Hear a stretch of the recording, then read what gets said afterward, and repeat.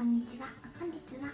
日本の100円均一で購入してランドリー周りで使っているアイテムをご紹介していきたいと思います。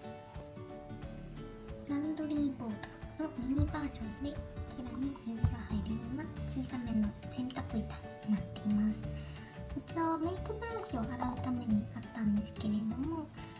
細かいものを汚れを落とすときにも結構便利、シリコンのような感じになっています。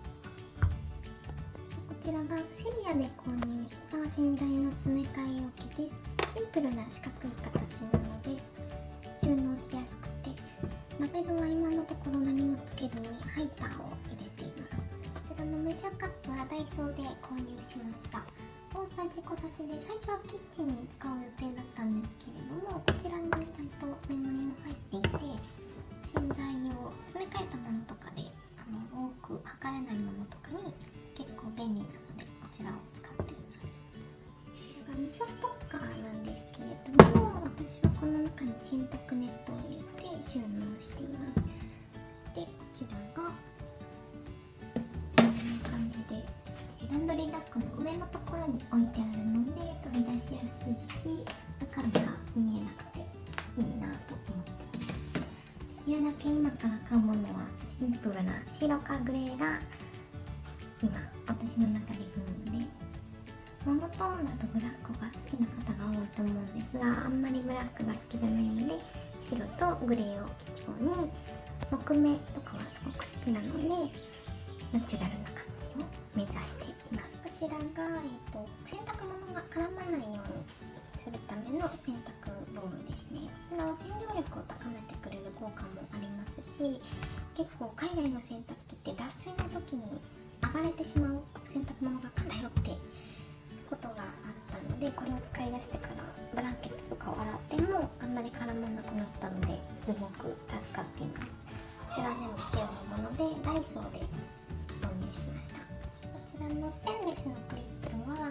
こちらの服付きのタイプは2個で100円、キャンドゥで購入していて、こちらは普通のピンチタイプのステンレスのピンチの方は、ダイソーで5つで108円でした。こちら結構バネの力があって、ステンレスってなんか掴む力が弱いっていう口コミとかをいくつか見て、セットになってるやつの購入はしなかったんですけれども、ピンチから始めてみました。結構良かったので、次買うときはニトリのステンレスタイプの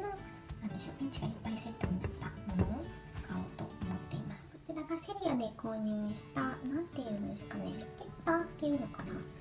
白でシンプルなデザインなので、私のところはホースがですね、給水管がなくて、海外は多分一般的だと思うんですけど、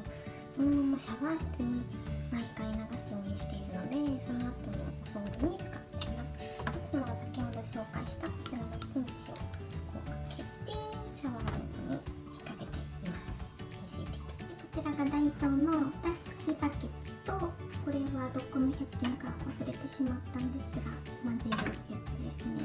これは実は日本のダイソーだと150円の商品で5リットルのものなんですが、シンガポールのダイソーで買いました。シンガポールのダイソーは通常は2ドルなんですけれども、この150円だけの値上げはなくて、つけ置きに使ったりとか、あとはこれで、粉洗剤をしっかりシャワーのお湯で混ぜてから溶け残りがないように入れたりするのに使っています。基本的には液体洗剤派なんですが、粉洗剤をいただいたりとかした時にたまに使ったりするので、そういう時に使ってます。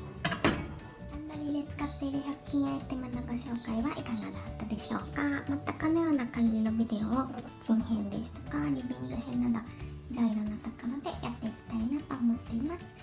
参考になった方はぜひ高評価ボタン、そしてこれからもいろんなビデオをアップしていきますので、よかったらチャンネル登録をお願いいたします。ご視聴ありがとうございました。